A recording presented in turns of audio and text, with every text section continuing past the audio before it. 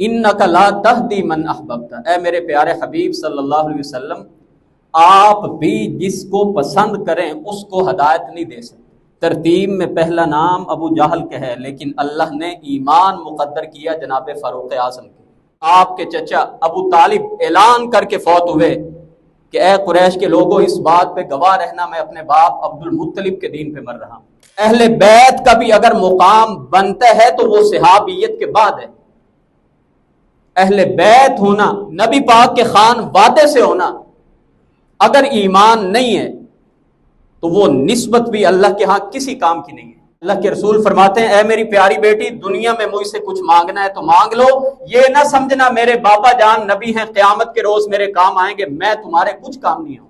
اہل بیت کے تذکرے کر کے، صحابہ پہ کیچڑ اچھال کے، گالم گلوچ کر کے، اور اہل سنت کے جذبات کو مجروح کرنے کی کوشش کی جاتی ہے۔ اہل بیت کی جتنی فضیلت ہم تک پہنچی ہے وہ اہل بیت سے نہیں پہنچی، وہ بقیہ صحابہ نے ہم تک پہنچائی۔ تو اگر صحابہ کا مقام ہی ختم کر دیں تو اہل بیت کا مقام ہم تک کس نے پہنچایا؟ آپ نے فرمایا یہی میرے اہل بیت ہیں۔ یہ حدیث کس نے بیان کی ہے؟ حضرت عائشہ نے بیان کی ہے۔ صحابہ کوئی ایسی ہستیاں نہیں ہیں کہ آپ کہیں جی میں ان پہ تحقیق کرنا چاہتا ہوں۔ کوئی تحقیق کرنی ہے تو اپنے ایمان کی کرو۔ جو کسی صحابی کو سب و شتم کرتا ہے، اس پر اللہ کی اور سارے کے سارے ملائکہ انسانوں کی لعنت ہے۔ اللہ نہ اس کی کوئی فرض عبادت قبول کرتا ہے، نہ اس کی کوئی نفل عبادت قبول کرتا ہے۔ پھر حضرت عائشہ اور حضرت علی رضی اللہ تعالیٰ عنہ کی صلح ہو گئی تو حضرت عائشہ کے لشکر پہ حملہ کرنے والے کون تھے؟ حضرت طلحہ زبیر، اللہ کے رسول علیہ السلام نے عشرہ مبشرہ میں سے دونوں کو قرار دیا۔ ان کو کس نے شہید کیا تھا؟ اسی طرح اپنے لیے فرض سمجھتے ہیں، جس طرح سیدنا صدیق اکبر، سیدنا فاروق اعظم، عثمان و علی کا دفاع کرنا اپنے لیے فرض سمجھتے ہیں، جس طرح اہل بیت کا دفاع کرنا اپنے ایمان کا حصہ سمجھتے ہیں، اسی طرح اپنے ایمان کا حصہ جناب معاویہ کا دفاع کرنا بھی سمجھتے ہیں۔ صحابہ کا دفاع کرنا ہمارے لیے اسی لیے فرض ہوتا ہے کہ قرآن کی سند صحابہ کرام ہے، حدیث کی سند صحابہ کرام ہے۔ يستوي منكم من أنفق من قبل الفتح وقاتل أولئك أعظم درجة من الذين أنفقوا من بعد وقاتلوا وكلا وعد الله الحسنى والله بما تعملون خبير۔ اور تم میں سے فتح مکہ سے پہلے اللہ کی راہ میں مال خرچ کرنے والے اور اللہ کی راہ میں لڑائی کرنے والے برابر نہیں ہو سکتے جو فتح مکہ کے بعد ایمان لائے، جو بعد میں قتال لڑائی میں شریک ہوئے۔ جو فتح مکہ سے پہلے ایمان لائے، اللہ کی راہ میں لڑتے رہے، خرچ کرتے رہے، یہ درجہ میں ان لوگوں سے بہت اونچے ہیں جو فتح مکہ کے بعد ایمان لائے۔ لیکن فتح مکہ سے پہلے ایمان لانے والے اور بعد میں ایمان لانے والے، اللہ نے سب سے نیکی کا وعدہ کر رکھا ہے۔ رسول مکرم علیہ السلام نے فرمایا کہ اللہ رب العزت نے تمام کائنات کے انسانوں کے دلوں کو دیکھا اور ان دلوں میں سب سے بڑھ کے جو پاک، جو متقی دل اللہ کو دکھائی دیا وہ جناب محمد الرسول اللہ صلی اللہ علیہ وسلم کا دل تھا۔ آپ کو اللہ نے رسالت کے لیے منتخب کیا۔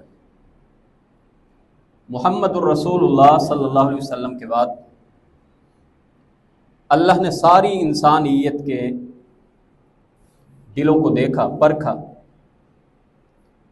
اور ساری انسانیت کے دلوں میں سے حضرات صحابہ کے دلوں کو نبی کے بعد اللہ نے زیادہ متقی، پرہیزگار اور ایمان کے لیے بہترین پایا۔ اللہ نے صحابہ کا انتخاب کیا ہے۔ وہ حدیث بہت معروف ہے، رسول رحمت علیہ السلام نے جن دو اشخاص کے لیے قبول اسلام کی دعا کی، اکثر روایات میں پہلا نام ابو جہل کا ہے، عمر ابن ہشام، اور دوسرا نام جناب عمر فاروق رضی اللہ تعالیٰ عنہ۔ اللہ کے رسول علیہ السلام ہاتھ پھیلائے ہوئے ہیں اللہ کی بارگاہ میں، اللہ ان دو میں سے کسی ایک کو ایمان کی دولت سے مالا مال کر دے تاکہ ایمان اسلام قوت میں آ جائے۔ ترتیب میں پہلا نام ابو جہل کا ہے، لیکن اللہ نے ایمان مقدر کیا جناب فاروق اعظم کو۔ اور اللہ تعالیٰ قرآن کریم میں فرماتے ہیں اِنَّكَ لَا تَهْدِي مَنْ أَحْبَبْتَ، اے میرے پیارے حبیب صلی اللہ علیہ وسلم، آپ بھی جس کو پسند کریں اس کو ہدایت نہیں دے سکتے، وَلَكِنَّ اللَّهَ يَهْدِي مَن يَشَاءُ، ہدایت اسے ملتی ہے جسے اللہ چاہتا ہے۔ اور آپ کے خاندان کے کئی ایسے احباب جو آپ چاہتے تھے کہ وہ ایمان لے آئیں، یہاں تک ان کی موت کے وقت پہ کہا میرے کان میں ایک بار کلمہ پڑھ لو، میں اللہ کی بارگاہ میں تمہاری شفاعت کر سکوں گا۔ ابو جہل اور بڑے بڑے رئیس قریش کے پاس بیٹھے ہوئے تھے، انہوں نے کہا نانا محمد کی بات، اپنے بھتیجے کی بات نہ ماننا صلی اللہ علیہ وسلم۔ اور موت سے پہلے آپ کے چچا ابو طالب اعلان کر کے فوت ہوئے کہ اے قریش کے لوگوں، اس بات پہ گواہ رہنا میں اپنے باپ عبد المطلب کے دین پہ مر رہا ہوں۔ ساری زندگی رسول کریم علیہ السلام کی محبت میں انتہا تک چلے گئے، اور اللہ کے رسول علیہ السلام فرماتے ہیں دوستیوں میں سے سب سے جو کم تر عذاب کسی کو ہوگا، جس طرح آگ کے جوتے پہنائے جاتے ہیں، یہ کم تر عذاب میرے چچا ابو طالب کو ہوگا، کیونکہ وہ میرے ساتھ محبت کرتے رہے لیکن ایمان نہیں لائے۔ اور اللہ تعالیٰ نے اپنے نبی کو اپنے خاندان جو شرک کی حالت میں فوت ہوئے ان کی مغفرت کرنے کے لیے دعا سے بھی روک دیا۔ ما کان للنبی والذین آمنوا ان یستغفروا للمشرکین ولو کانوا اولی قربی، یہ نبی اور اہل ایمان کے لیے یہ بات جائز ہی نہیں ہے کہ وہ ایسے مشرک کی بخشش کی دعا کرے جن کے بارے میں اللہ نے فرما دی ہے انہم اصحاب الجحیم، کہ یہ پکے پکے دوست ہی ہیں جو ایمان نہیں لائے۔ تو نبی کریم علیہ السلام چاہتے تھے کہ میرے اوپر سارا کا سارا عرب ایمان لے آئے، لیکن نبی کریم علیہ السلام کی اس خواہش، اس محنت تبلیغ کے باوجود بھی کتنے لوگ ایمان لائے؟ بلکہ 13 سالوں میں تو مکہ میں ایمان لانے والے 1000 لوگ بھی نہیں تھے، اور صلح حدیبیہ سن 6 ہجری میں ہوا، جسے اللہ تعالیٰ نے انا فتحنا لک فتحا مبینا قرار دی ہے۔ فتح مبین یعنی نبوت کے بعد 19 سال تک، اور صلح حدیبیہ میں مسلمان جو مکہ گئے ہیں عمرہ کرنے صرف 1400 تھے، لیکن سن 8 ہجری میں جب مکہ فتح ہوا تو یہی تعداد 1400 سے بوسٹ کر کے 10,000 تک پہنچ گئی۔ تو 19-20 سالوں میں کتنے لوگ ایمان لائے؟ تو نبی کریم علیہ السلام کے صحابہ کرام، جن کے بارے میں اللہ تعالیٰ سورۃ الحدید کی آیت نمبر 10 میں فرما رہے ہیں فتح مکہ سے پہلے ایمان لائے یا بعد میں ایمان لائے، اگرچہ درجات میں افضلیت میں اوپر نیچے فرق ہے، لیکن کلم وعد اللہ الحسنی، اللہ تعالیٰ فرماتے ہیں کہ میں نے ان سب سے خیر کا، جنت کا وعدہ کر رکھا۔ اور سورہ توبہ کی آیت نمبر 100 میں اللہ تعالیٰ فرماتے ہیں والسابقون الاولون من المہاجرین والانصار، اسلام میں سبقت کرنے والے وہ مہاجرین ہوں یا انصار ہوں، والذین اتبعوہم باحسان، اور جنہوں نے نیکوکاری میں ان کی پیروی کی، رضی اللہ عنہم ورضوا عنہ، اللہ ان سب سے راضی ہو گیا، یہ رب سے راضی ہو گیا۔ وَأَعَدَّ لَهُمْ جَنَّاتٍ تَجْرِي تَحْتَهَا الْأَنْهَارُ خَالِدِينَ فِيهَا ذَلِكَ الْفَوْزُ الْعَظِيمُ، اللہ ان پہ راضی ہونے کے بعد اعلان کیا کرتے ہیں اللہ نے ان کے لیے جنتیں باغات تیار کر دیے ہیں جن کے نیچے سے نہریں بہ رہی ہیں. یہ بہت بڑی کامیابی. قرآن کریم میں اللہ تعالیٰ نے نبی کریم علیہ السلام کے بعد قیامت تک آنے والی انسانیت میں سے صرف یہ واحد گروہ حضرات صحابہ کا ہے جن کے ایمان کی گواہی قرآن بنا کے اتاری ہے. میرے اور آپ کے ایمان کی کوئی گارنٹی نہیں ہے اور نہ ہم کسی کے ایمان کی گارنٹی دے سکتے ہیں. رسول کریم علیہ السلام کے دور میں مدم نامی صحابی تھے. بعض کہتے ہیں کہ ابھی نئے نئے ایمان لائے تھے, بعض کہتے ہیں منافقین میں سے تھے, واللہ عالم. خیبر کی جنگ میں نبی کریم علیہ السلام کے خدمت کے اوپر مامور تھے اور آپ کی سواری سے کجاوا اتارا کرتے تھے. دشمن کا تیر لگا, وہیں پہ اللہ کو پیارے ہو گئے. صحابہ نے کہا شہادت مبارک ہو. اللہ کے رسول علیہ السلام اپنے صحابہ سے کہتے ہیں ان کو شہید نہ کہو. میں نے دیکھا خیبر کی چادروں میں سے انہوں نے ایک چادر چرائی تھی اور اس کی وجہ سے اللہ آج ان کو دوزخ میں سزا دے رہا ہے.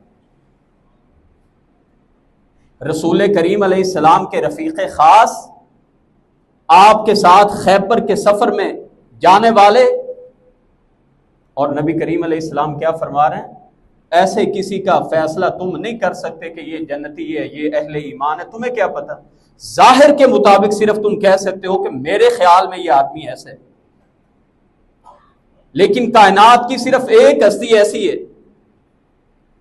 ایک جماعت ایسی ہے جن کے بارے میں اللہ نے گارنٹی دے دی, وَلَٰكِنَّ اللَّهَ حَبَّبَ إِلَيْكُمُ الْإِيمَانَ, اللہ نے تمہارے سینوں میں اس ایمان کو مزین کر دیے. وَزَيَّنَهُ فِي قُلُوبِكُمْ, اس ایمان کو تمہارے سینوں میں مزین کر دیے. وَكَرَّهَ إِلَيْكُمُ الْكُفْرَ وَالْفُسُوقَ وَالْعِصْيَانَ, اور ہر طرح کے کفر کو, نافرمانی کو, گناہ کو ناپسند کر دیے تمہارے سینوں کے لیے. اولئک هم الراشدون, اللہ تعالیٰ فرماتے ہیں ہدایت یافتہ کوئی جماعت ہے تو وہ میرے یہی صحابہ کی جماعت ہے. اللہ رب العزت نے ایمان والا جب بھی تذکرہ کیا کوئی ایک جماعت تو وہ صرف حضرات صحابہ کی. غزوہ احد کا تذکرہ ہوا, وَإِذْ غَدَوْتَ مِنْ أَهْلِكَ تُبَوِّئُ الْمُؤْمِنِينَ, وہاں پر بھی کہا جب آپ اہل ایمان کی صفیں درست کر رہے تھے احد میدان سے پہلے. آج ہمارے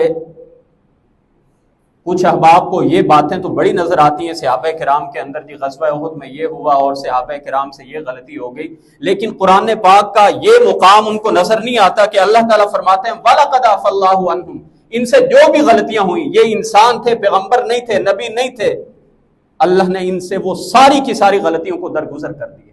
کچھ فضائل ہیں جو مخصوص حضرات صحابہ کے ہیں, عشرہ مبشرہ کے ہیں, اہل بیت کے ہیں, شیخین کریمین کے ہیں, تو بہت سارے فضائل جو انفرادی طور پہ ہیں, لیکن ایک وہ فضائل جو اجتماعی طور پر تمام کے تمام صحابہ کرام کے ہیں. نبی کریم علیہ السلام نے فرمایا کہ آسمان پہ ستارے یہ امن کی علامت ہیں, جب ستارے غائب ہو جائیں گے تو قیامت کا وقت آ جائے گا,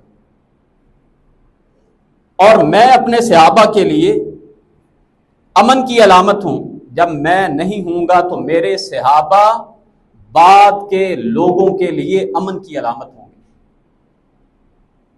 جب میرے صحابہ نہیں رہیں گے تو پھر فتنے ہی فتنے آ جائیں گے. رسول کریم علیہ السلام نے فرمایا لا تسبوا اصحابی, میرے صحابہ کو برا بلا نہ کہا کرو. سب کا ایک معنی گالی دینا ہوتا ہے اور ایک کا معنی ہوتا ہے برا بلا. کسی کو ویسے ہی برا بلا کہنا, تنقید کا نشانہ بنانا, یہ بھی سب و شتم میں آتا ہے. لا تسبوا اصحابی, میرے اصحاب کو برا بلا نہ کہا کرو. اگر تم میں سے کوئی بھی آدمی احد پہاڑ جتنا سونا اللہ کی راہ میں صدقہ کر دے, میرے صحابی کی ایک مٹھی جو اس نے اللہ کی راہ میں دی ہے اس کا مقابلہ نہیں کر سکتے.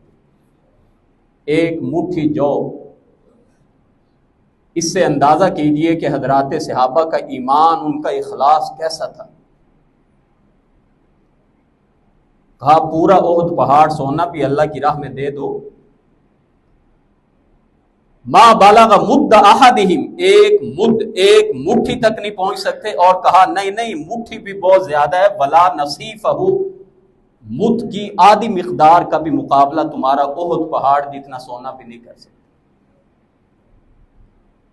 اور ایک حدیث میں اللہ کے رسول علیہ السلام نے فرمایا جو کسی صحابی کو سب و شتم کرتا ہے، اس پر اللہ کی اور سارے کے سارے ملائکہ انسانوں کی لعنت ہے، اللہ نہ اس کی کوئی فرض عبادت قبول کرتا ہے نہ اس کی کوئی نفل عبادت قبول کرتا ہے۔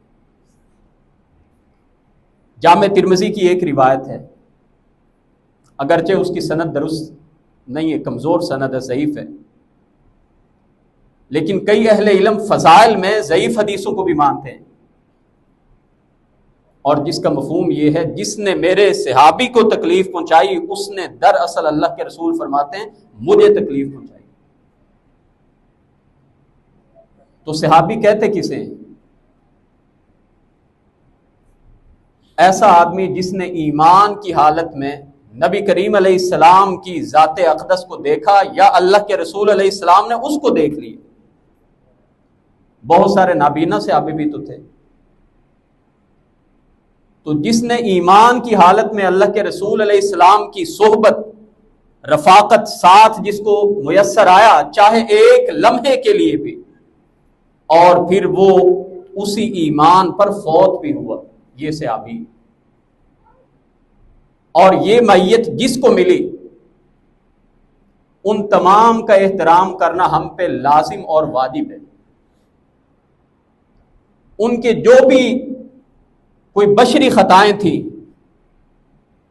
وہ ہمارا کام نہیں ہے، ہمارا کام ہم نے قبر میں جا کے یہ سوال نہیں ہونا کہ صحابہ کرام کے اختلافات کیا تھے ذرا تم ان کا جواب دو۔ جو ان کے اختلافات تھے وہ جانے اور رب جانے، ان اختلافات کو موضوع بحث بنا کے جج بن کے کسی ایک کے اوپر نقص کرنا، اپنے ایمان سے ہاتھ دھو بیٹھو۔ وہ ہماری تو گھر میں بات کوئی نہیں سنتا، اور شرم نہیں آتی کہ ان اصحاب پہ نقص کرنے اور تنقید کرنے لگ جاتے ہیں۔ تو نبی کریم علیہ السلام کی زندگی کے آخری دن بھی اگر کوئی ایمان لایا اور اس ایمان پہ وہ مرتے دم تک قائم رہا، قرآن کریم کی ان آیات کی روشنی میں وہ صحابی رسول ہے، اور رضی اللہ عنہم ورضوا عنہ، اللہ ان پہ راضی، وہ رب پہ راضی۔ پچھلے ایام میں یہ ہمارے ہاں بہت بڑی مصیبت ہے پاکستان میں، اہل بیت کے تذکرے کر کے، صحابہ پہ کیچڑ اچھال کے، گالم گلوچ کر کے، اور اہل سنت کے جذبات کو مجروح کرنے کی کوشش کی جاتی ہے۔ اور یاد رکھیے اہل بیت کا بھی اگر مقام بنتا ہے تو وہ صحابیت کے بعد ہے۔ اہل بیت ہونا، صرف اہل بیت ہونا، نبی پاک کے خان وعدے سے ہونا، اگر ایمان نہیں ہے تو وہ نسبت بھی اللہ کے ہاں کسی کام کی نہیں ہے۔ اللہ تعالیٰ نے اپنے نبی کو کہا کہ اپنے چچا کے لیے بخشش کی دعا بھی نہیں کرنی جو ایمان پہ اس دنیا سے نہیں گئے۔ اور صحیح بخاری کی روایت ہے، نبی کریم علیہ السلام اپنے چچا جان جناب عباس کو بلاتے ہیں اور فرماتے ہیں اے میرے پیارے چچا جان، دنیا میں مجھ سے کچھ مانگنا ہے مانگ لو، یہ نہ سمجھنا میرے بھتیجے نبی ہیں اور قیامت کے روز میری سفارش کرا لیں گے۔ لا اغنی عنک من اللہ شیئا، میں اللہ کے پاس جا کے آپ کے کچھ کام نہیں آؤں گا۔ آپ نے اپنی پھوپھی جان حضرت صفیہ کو بلایا، آپ نے بنو عبد المطلب کو بلایا، بنو عبد مناف کو بلایا، اور اخیر پہ اپنی پیاری بیٹی، لاڈلی اکلوتی بیٹی سیدہ فاطمہ کو بلایا۔ نبی کریم علیہ السلام کیسی بے پناہ محبت کرتے تھے سیدہ فاطمہ سے رضی اللہ عنہ۔ 3 بہنیں فوت ہو چکی ہیں، والدہ فوت ہو چکی ہیں، کوئی بھائی نہیں، اکلوتی بیٹی ہیں، اور اللہ کے رسول فرماتے ہیں اے میری پیاری بیٹی، دنیا میں مجھ سے کچھ مانگنا ہے تو مانگ لو، یہ نہ سمجھنا میرے بابا جان نبی ہیں، قیامت کے روز میرے کام آئیں گے، میں تمہارے کچھ کام نہیں آؤں۔ یہ اللہ کے رسول علیہ السلام اپنی پیاری بیٹی سے فرما رہے ہیں۔ اور میں ایک اور بھی بات عرض کروں، یاد رکھیے اہل بیت کی جتنی فضیلت ہم تک پہنچی ہے وہ اہل بیت سے نہیں پہنچی، وہ بقیہ صحابہ نے ہم تک پہنچائی ہے۔ تو اگر صحابہ کا مقام ہی ختم کر دیں تو اہل بیت کا مقام ہم تک کس نے پہنچایا ہے؟ صحابہ نے پہنچایا ہے۔ حضرت حسن و حسین کی جتنی فضیلت ہے رضی اللہ عنہما، یہ کن سے حدیث مروی ہیں؟ عبداللہ بن عمر سے مروی ہیں۔ زید بن ارقم سے وہ حدیث مروی ہے جو انصاری صحابی ہیں جس میں اہل بیت کا تذکرہ ہے۔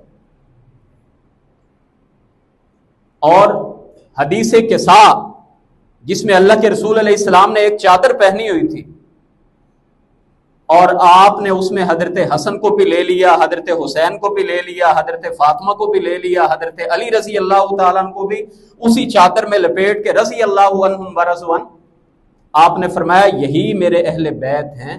یہ حدیث کس نے بیان کی ہے؟ حضرت عائشہ نے بیان کی ہے۔ اور آج شرم نہیں آتی اہل بیت کا تذکرہ کرتے ہوئے جسے قرآن اہل بیت کہتے ہیں، حضور کی بیویاں ان پر گالم گلوچ کرتے ہیں۔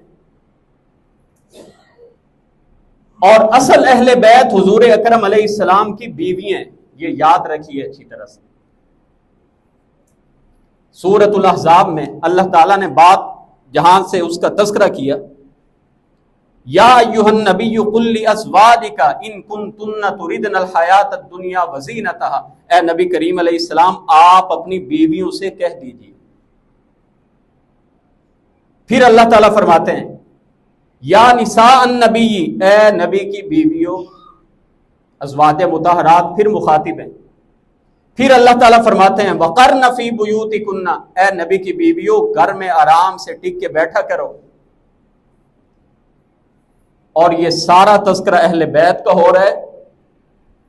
اور قرآن کہتا ہے کہ جب فرشتے حضرت ابراہیم اور حضرت سارہ کے پاس آئے تو فرشتوں نے بھی یہی کہا تھا اہل البیت، اے گھر والوں، اور اس میں ابراہیم اور ان کی بیوی صرف سارہ موجود تھی۔ اور قرآن کہتا ہے کہ اہل بیت میاں بیوی ہیں، شوہر کی بیوی اہل بیت میں شامل ہے۔ وہ اگر ہم سے کوئی پوچھے کہ آپ کے گھر والے کیسے ہیں تو اس میں بیوی شمار ہوتی ہے کہ نہیں ہوتی؟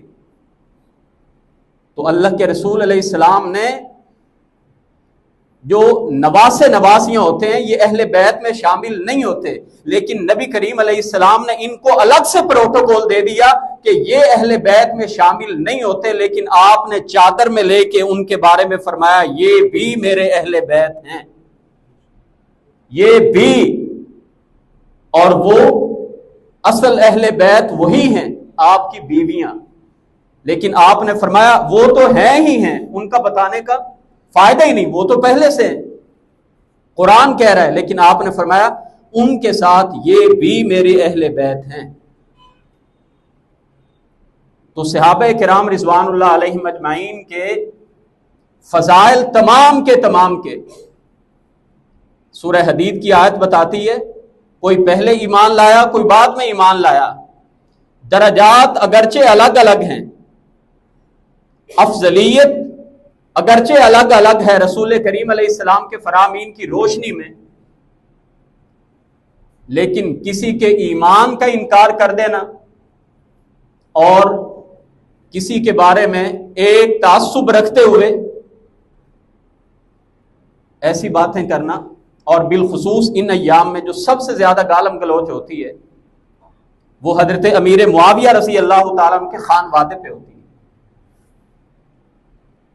یاد رکھیے سارے صحابہ کا کوئی محبین میں سے ہو، سارے صحابہ پر ایمان رکھنے والا ہو، لیکن اگر ایک صحابی امیر معاویہ کا منکر ہو، اللہ رسول کی نظر میں اس کا اسلام سرے سے نہیں ہے۔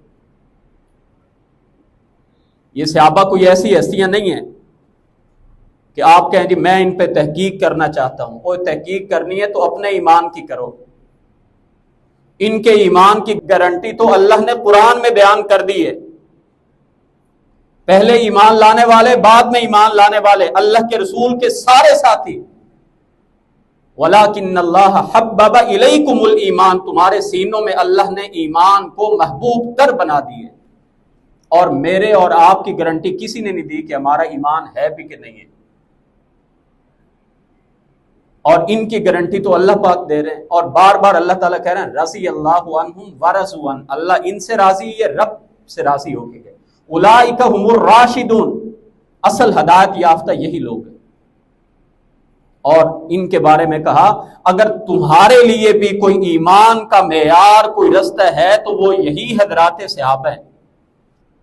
فَإِنْ آمَنُوا بِمِثْلِ مَا آمَنْتُمْ بِهِ فَقَدْ اهْتَدَوْا، اگر ان کے نقش قدم پہ ایمان لے کے آؤ گے پھر ہدایت یافتہ ہوگے۔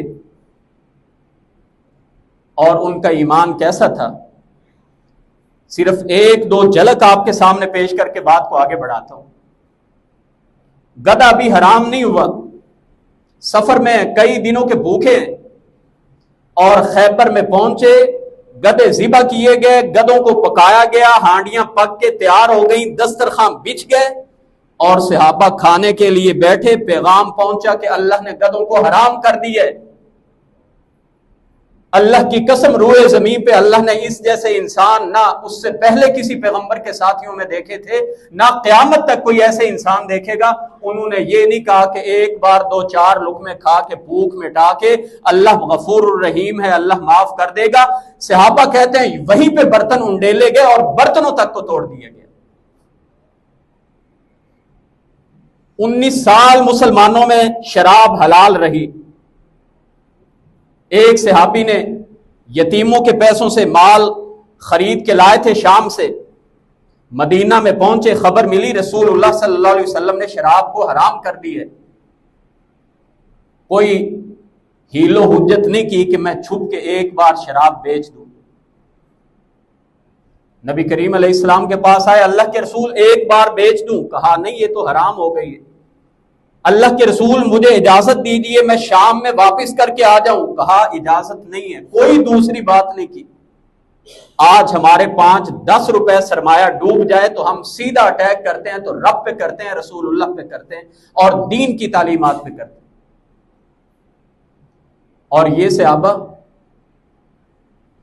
جن کو دہتے کوئلوں پہ لٹایا گیا، جن کو تپتے صحراؤں میں اور دہکتے ہوئے پتھروں کے اوپر ان کو لٹایا گیا، اور جن کی قید و بند کی مشقتوں سے زندگیاں اجیرن ہو گئی، اور جنہوں نے رسول اللہ کا ساتھ دیتے ہوئے کیسا عزم مصمم اور پختہ ارادہ تھا حضور کے ساتھ چلنے کا، چمڑا ابال ابال کے کھایا ہے، درخت کے پتے شیب ابی طالب میں ابال ابال کے کھائے ہیں۔ صحابہ کہتے ہیں ہمیں قضائے حاجت بھی ایسے آتی تھی جس طرح بکریاں مینگریاں کرتی ہیں۔ اور یہ 1.25 لاکھ صحابہ رسول اللہ پر جان نچھاور کرنے والے،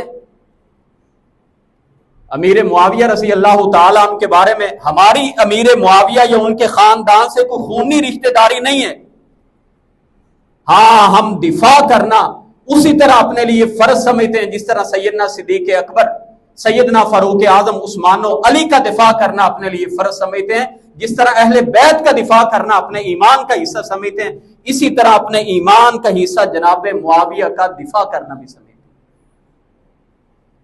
رسول کریم علیہ السلام نے فرمایا تھا، دعا کی تھی اپنے اس صحابی کے لیے، اللہ اسے ہدایت یافتہ بنا دے اور اس کی وجہ سے اوروں کو ہدایت دینا۔ یہ نبی کریم علیہ السلام کی دعا ہے۔ اللہ کے رسول علیہ السلام نے فرمایا تھا، اللہ معاویہ کو حساب کتاب کا علم وافر مقدار میں عطا کرنا۔ یہ وہ صحابی ہیں جب نبی کریم علیہ السلام عمرۃ القضاء کرنے گئے، جس صحابی کو نبی کریم علیہ السلام کے بال کاٹنے کی سعادت حاصل ہوئی وہ امیر معاویہ تھے۔ نبی کریم علیہ السلام کی ایک پیشین گوئی ہے کہ آپ نے فرمایا تھا، ان اول جیش من امتی یغزون البحر قد اوجبوا، میری امت کا جو سب سے پہلا بحری بیڑا لڑائی کرنے جائے گا سمندروں میں نیوی فورس کے طور پہ، اللہ نے ان سب پہ جنت کو واجب کر دی، اور یہ بحری بیڑا جناب امیر معاویہ کے دور اقتدار میں سب سے پہلی بار بھیجا گیا، اور اللہ کے رسول علیہ السلام کے سالہ لگتے ہیں، آپ کے برادر نسبتی ہیں، حضرت ام حبیبہ نبی پاک کی بیوی کے بھائی ہیں، کاتب وحی ہیں، ان کے ہاتھ کا قرآن لکھا ہوا ہے. امیر معاویہ پر نقد کرنے سے پہلے یہ سوچ لو کہ اسی معاویہ کا لکھا ہوا قرآن آج ہم پڑھتے ہیں، اس پر عمل کرتے ہیں. صحابہ کا دفاع کرنا ہمارے لیے اسی لیے فرض ہوتا ہے کہ قرآن کی سند صحابہ کرام ہے، حدیث کی سند صحابہ کرام ہے. رسول اللہ صلی اللہ علیہ وسلم کی رسالت کی بہترین شکل و صورت اگر کوئی ہیں تو صحابہ کرام ہیں. اللہ تعالیٰ فرماتے ہیں وَالَّذِي بَعَثَ فِي الْأُمِّيِّينَ رَسُولًا مِّنْهُمْ يَتْلُو عَلَيْهِمْ آيَاتِهِ وَيُزَكِّيهِمْ. اللہ کے رسول علیہ السلام کی رسالت کا ایک مقصد انسانوں کا تزکیہ کرنا تھا، انسانوں کو اچھا بنانا تھا. آج دنیا کو ہم کیا بتائیں کہ کیا نعوذ باللہ ثم نعوذ باللہ رسول پاک 23 سالوں میں اپنے ساتھیوں کی تربیت نہیں کر سکے. یہ خود جناب رسول اللہ پر بہت بڑا اعتراض ہے. صحابہ کرام کے جو اختلافات تھے اس پہ ہم پہلے بھی کئی بار بات کر چکے ہیں. وہ اختلاف کوئی اقتدار کا جھگڑا نہیں تھا، یہ بات اچھی طرح سے ذہن میں رکھیے. حضرت عائشہ صدیقہ رضی اللہ عنہا عثمان غنی کے قاتلین کا بدلہ لینے کے لیے صحابہ کی جماعت کو لے کے آ رہی ہیں. کیا ان کا اقتدار کا کوئی مطالبہ تھا؟ اصل میں سازشی لوگ جو تھے ہر طرف پھیلے ہوئے تھے جو اسلام کو کمزور کرنا چاہتے تھے. حضرت عائشہ صدیقہ رضی اللہ عنہا جب بصرہ میں پہنچی ہیں، بڑے بڑے صحابہ ان کے ساتھ ہیں، اور جو ایک بڑا ماسٹر مائنڈ عثمان غنی کی شہادت کا تھا جس کا نام تھا ہرقوس بن زہیر، یہ پکڑ لیا گیا. آپ حیران ہوں گے حضرت عائشہ کے لشکر کے لوگ وہ باہر نکل آئے کہ جب تک ہرقوس کو چھوڑا نہیں جائے گا ہم آپ کے لشکر کا ساتھ نہیں دیں گے. کیسا بڑا فتنہ تھا. ان لوگوں کو پکڑنے جا رہے ہیں جو حضرت عثمان غنی کے قتل میں دور نزدیک ملوث ہیں، اور ان میں سے ایک بڑا آدمی ہرقوس بن زہیر تھا. جب اس کو پکڑ لیا تو حضرت عائشہ کے ساتھیوں میں سے لوگ نکل آئے، وہی فتنہ بر کہ جی پہلے اس کو چھوڑیں. اور پھر حضرت عائشہ اور حضرت علی رضی اللہ تعالیٰ عنہ کی صلح ہو گئی تو حضرت عائشہ کے لشکر پہ حملہ کرنے والے کون تھے؟ وہی شیطان لوگ تھے جنہوں نے حضرت عثمان غنی پہ حملہ کیا تھا. سمجھتے تھے اگر علی اور عائشہ کی صلح ہو گئی تو ہماری موت یقینی. حضرت طلحہ زبیر اللہ کے رسول علیہ السلام نے عشرہ مبشرہ میں سے دونوں کو قرار دیا. ان کو کس نے شہید کیا تھا؟ اور ان کو اللہ کے رسول کے صحابی مانتے ہو یا نہیں مانتے؟ طلحہ زبیر بہت بڑے بڑے صحابی ہیں، اور طلحہ تو وہ صحابی ہیں احد میں اپنی پوری باڈی کو، اپنے جسم کو شل کرا دیا نبی کریم کا دفاع کرتے ہوئے. جب آپ پہ حملے ہوتے تھے آگے آ کے کھڑے ہو گئے، میرے سینے پہ آ کے حملے. اور زبیر وہ ہیں جن کے بارے میں اللہ کے رسول نے فرمایا تھا ہر نبی کا کوئی نہ کوئی حواری ہوتا ہے، اور میرا حواری کائنات میں صرف ایک ہے اور وہ زبیر بن عوام ہے. اور پھر امیر معاویہ اور حضرت علی کی جنگ کا جو واقعہ ہے، یہ بھی جنگ نہیں ہونی تھی. 2200 آدمی حضرت عثمان غنی کو قتل کرنے مدینہ میں آیا ہے، اور یہ مطالبہ کرنا کوئی جائز تھا یا نہیں تھا؟ 3 ہفتے ان کو محصور رکھا گیا ہے، 82 سالہ بزرگ کو، جنہوں نے بیر روما 20,000 درہم میں لے کے مسلمانوں کے لیے وقف کیا. ایک ہی میٹھے پانی کا کنواں تھا، اور اللہ کے رسول نے فرمایا تھا جو مسلمانوں کے لیے وقف کرے گا میں جنت کی گارنٹی دیتا ہوں. وہی عثمان 22 دنوں سے پیاسے ہیں، اسی کنویں سے ایک گلاس پانی تک نہیں جانے دیا جا رہا. تو کیا یہ کوئی چھوٹا حادثہ تھا؟ صحابہ میں کتنا بڑا غم و غصہ تھا. تو امیر معاویہ رضی اللہ تعالیٰ عنہ اور پورے شام کا یہ موقف تھا کہ اگر ان سازشی کرداروں کو نہ پکڑا گیا اسلام میں مزید خون ریزی پھیلے گی. ایک صحابی امیر معاویہ کے پاس جاتے ہیں اور جا کے پوچھتے ہیں آپ کا مطالبہ کیا ہے؟ کہا ہمارا اور کوئی مطالبہ نہیں ہے، حضرت علی رضی اللہ تعالیٰ عنہ ہمارے خلیفہ ہیں، ہم بیعت کرنے پہ تیار ہیں، لیکن ہمارا صرف ون پوائنٹ ایجنڈا یہ ہے کہ ان قاتلین کو فوری پکڑا جائے۔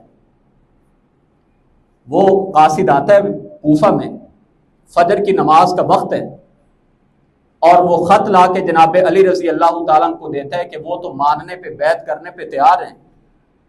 حضرت علی فرماتے ہیں ہم ان شرائط کو ماننے پہ تیار ہیں۔ تاریخ ابن کثیر نے لکھا ہے کہ 6000 آدمی مسجد کے باہر جمع ہو کے کہا، اور انہوں نے اپنی تلواروں کو لہرایا اور انہوں نے کہا علی تمہیں ہم وہاں پہنچا دیں گے جہاں پہ ہم نے عثمان کو پہنچایا ہے، ہم سبھی قاتلین عثمان ہیں، آؤ ہمیں پکڑ لو۔ تو اصل فتنہ ور یہ لوگ تھے جنہوں نے حضرت علی اور حضرت امیر معاویہ کے بیچ میں جنگ کے حالات بنائے، اور جب جنگ ہو رہی تھی تو حضرت علی رضی اللہ تعالیٰ عنہ جب فتح کے قریب تھے، آپ کے ساتھیوں میں سے سب سے زیادہ دباؤ ڈالا گیا، اپنے ساتھیوں میں سے۔ حضرت علی رضی اللہ عنہ صلح نہیں کرنا چاہتے تھے، صلح کرنے پہ تیار ہو گئے، ثالثی بنانے لگے، ایک ان کی طرف سے ثالثی بنے گا، ایک ہماری طرف سے۔ حضرت علی رضی اللہ تعالیٰ عنہ فرماتے ہیں کہ میری طرف سے ثالثی عبداللہ بن عباس ہوں گے۔ یہی فتنہ بر لوگ اٹھے اور حاکم وقت خلیفہ وقت ہیں حضرت علی رضی اللہ تعالیٰ عنہ، اور ان سے کہتے ہیں جی ہم نے عبداللہ بن عباس کو ثالثی نہیں بننے دینا، ہماری پسند کا آدمی ہوگا ابو موسیٰ اشعری۔ یہ کون لوگ تھے؟ یہ حضرت علی کے ساتھی تھے۔ ساتھیوں سے مراد جنہوں نے بیعت کر رکھی تھی، جو فتنہ بر لوگ تھے، سبھی نہیں، چند مٹھی پر لوگ تھے جن کی وجہ سے یہ سارے معاملات خراب ہوئے۔ اور جب حضرت علی رضی اللہ تعالیٰ عنہ نے صلح کر لی تو حضرت علی پہ کفر کے فتوے لگانے والے بھی یہی شرارتی کوفہ کے لوگ تھے۔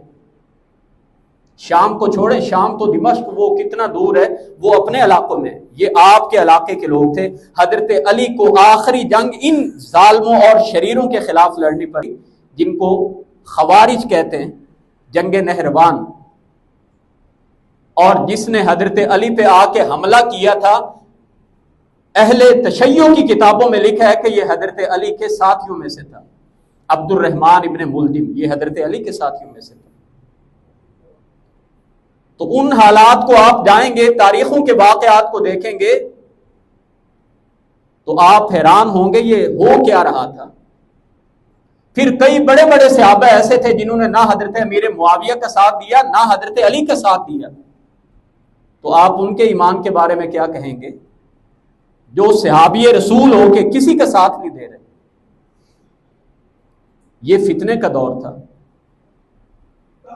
اور فتنوں میں جب آندیاں چلتی ہیں تو پھر کچھ سچائی کچھ دکھائی نہیں دیتا۔ لیکن ہمیں کیا کہا ہے؟ ان کا احترام کرنا، ان کے جو معاملات تھے ان کے فیصلے اب رب کی عدالت میں ہوں گے، تمہیں جج بننے کی اتھارٹی کسی نے نہیں دی۔ اب پہلے تو شیعہ حضرات تھے، اب سنیوں میں بھی کئی ایسے تجزیاتی مطالعہ کے نام پہ، تحقیق کے نام پہ جو اٹھتے ہیں اس کی زبان دراز ہونے لگ جاتی ہے صحابہ کرام کے خلاف ہی۔ سورۃ الفتح کی آخری آیت جس میں اللہ تعالیٰ نے نبی کریم علیہ السلام کے ساتھیوں کے بارے میں وعدہ کیا ہے کہ تمام کے تمام اللہ ان کو معاف کرے گا، اور اجر عظیم کا اللہ نے ان سے وعدہ کیا ہے۔ اور قرآن بتاتا ہے ان اللہ لا یخلف المیعاد، اللہ اپنے وعدوں کی خلاف ورزی نہیں ہونے دیتا۔ اللہ نے جو وعدہ کیا ہے حضرات صحابہ سے کہ تمام کے تمام کو اللہ معاف بھی کریں گے، اور اجر عظیم کا ان سے وعدہ ہے۔ اللہ نے ایک وعدہ قرآن کریم میں بیان کیا ہے جو حضرت یوسف علیہ السلام کو جب ان کے بھائی کنویں میں پھینکنے لگے تو اللہ تعالیٰ فرماتے ہیں ابھی نبی نہیں بنے، چھوٹے بچے ہیں، اللہ کہتے ہیں ہم نے یوسف کی طرف وحی کی تھی وَأَوْحَيْنَا إِلَيْهِ لَتُنَبِّئَنَّهُمْ بِأَمْرِهِمْ هَٰذَا وَهُمْ لَا يَشْعُرُونَ۔ اے میرے پیارے یوسف پریشان نہیں ہونا، ایک وقت آئے گا کہ تو ان کو بتائے گا کہ اے میرے بھائیو تم نے میرے ساتھ کیا کیا تھا۔ یہ اللہ نے وعدہ کیا۔ حضرت یوسف علیہ السلام قید ہو گئے، پہلے مصر میں گئے، عزیز مصر کے گھر میں کتنے سال رہے، 7-8 سال جیل میں قید رہے، پھر قحط سالی کے دنوں میں پھر دوبارہ باہر آئے اور کئی سال گزر چکے ہیں. اب بھائی غلہ لینے آئے ہیں. ایک بار آئے, یوسف علیہ السلام نے کہا اگلی بار اگلے بھائی کو لے کے آنا. بنیامین کو لے کے گئے. لمبا واقعہ, وقت ختم ہو گئے کہ وہ جو ایک خاص پیمانہ ہوتا تھا, جو شاہی پیمانہ, اس کو حضرت یوسف علیہ السلام نے بنیامین کے سامان میں رکھوا دیا کہ بنیامین میرے پاس رہ سکے. اور جب قافلہ واپس جانے لگا تو اعلان ہوا کہ شاہی پیمانہ گم ہو گیا, کس کے پاس ہے؟ تو کہا ہمیں تو نہیں پتا, ہم چور تھوڑے ہیں. سامان دیکھا گیا, بنیامین کے سامان سے وہ نکل آیا. حضرت یوسف علیہ السلام نے بنیامین کو اپنے پاس رکھا. اب تیسری بار قافلے والے پھر آتے ہیں اور آ کے فریاد کرتے ہیں جناب یوسف علیہ السلام سے, اہلنا الضر وجئنا ببضاعۃ مزجاۃ فاوف لنا الکیل وتصدق علینا ان اللہ یجزی المتصدقین. اے یوسف, ہم اور ہمارے گھر والے بڑی تکلیفوں میں, ہمارے پاس بہت کم سرمایہ ہے, لیکن تو ہم پہ صدقہ کر کے ہمیں اناج اور غلہ پورا دے دے. یوسف نے جب اپنے بھائیوں کے منہ سے سنا کہ آج یہ صدقہ مانگنے پہ مجبور ہو گئے ہیں, تو پھر کہنے لگے هل علمتم ما فعلتم بیوسف, کیا جانتے ہو تم نے اپنے بھائی یوسف کے ساتھ کیا کیا تھا؟ وہی اللہ نے کنویں میں جو وحی کی تھی کہ تو اپنے بھائیوں کو بتائے گا اور ان کو شعور بھی نہیں ہوگا. سورۃ القصص میں اللہ نے حضرت موسیٰ علیہ السلام کی ماں کی طرف وحی کی, ان کے دل میں بات ڈالی کہ جب فرعون اور اس کی فوج کے لوگ پکڑنے آئیں, خطرہ ہو تو اپنے بیٹے موسیٰ کو دریا میں بہا دینا. اور اللہ کہتے ہیں کہ ہم نے ان کی ماں سے یہ وعدہ کیا, فَإِذَا خِفْتِ عَلَيْهِ فَأَلْقِيهِ فِي الْيَمِّ وَلَا تَخَافِي وَلَا تَحْزَنِي إِنَّا رَادُّوهُ إِلَيْكِ, میں عرش کی بلندیوں سے یہ وعدہ کر رہا ہوں کہ ہم تیرے بیٹے کو تیری گود میں لوٹا دیں گے. اور پھر وہ لمبا واقعہ ہے کس طرح دریا میں بہا دیا گیا, فرعون کے دربار میں چلے گئے اور پھر ماں کو بلایا گیا. ماں چھاتی سے لگا کے دودھ پلا رہی ہے تو اللہ تعالیٰ فرماتے ہیں فَرَدَدْنَاهُ إِلَىٰ أُمِّهِ كَيْ تَقَرَّ عَيْنُهَا وَلَا تَحْزَنْ, اللہ فرماتے ہیں ہم نے بیٹے کو ماں کی طرف لوٹا دیا اور ہم نے جو وعدہ کیا تھا اس کو پورا کر دکھایا. تو اللہ تعالیٰ نے کلام پاک میں ایک دو بار نہیں متعدد بار کہا ہے کہ ہم نے, اللہ نے عرش کی بلندیوں سے وعدہ کیا ہے کہ میرے اصحاب کے لیے مغفرت ہے اور اجر عظیم ہے. تو اگر اللہ اپنے وعدوں سے پھرنے والا نہیں ہے تو انشاءاللہ اللہ کا جو حضرات صحابہ سے وعدہ ہے یہ بھی پورا ہو کے رہے گا. ہمارے ایمان کا اور ہمارا صرف اور صرف اتنا فرض بنتا ہے کہ تمام کے تمام حضرات صحابہ کرام, وہ بنو امیہ سے ہوں یا بنو ہاشم سے ہوں, بنو عدی سے ہوں یا بنو تیم سے ہوں, وہ کسی شاخ سے ہوں, ان تمام کا احترام کرنا یہ تمام کے تمام اہل سنت والجماعت کا بنیادی فریضہ ہے. جو ان کے اختلافات مسائل تھے ان پر جج بن کے فیصلے کرنا یہ اللہ نے ہمیں اختیار نہیں دیا, اس سے کہیں ہمارا ایمان ضائع ہو سکتا ہے. اللہ سے دعا ہے کہ اللہ رب العزت ہمیں حضرات صحابہ کی قدر کرنے کی اور ان کی سیرتوں کو پڑھ کے ان کے مطابق اپنی عملی زندگی کو اپنانے کی توفیق عطا کرے. وآخر دعوانا ان الحمد للہ رب العالمین.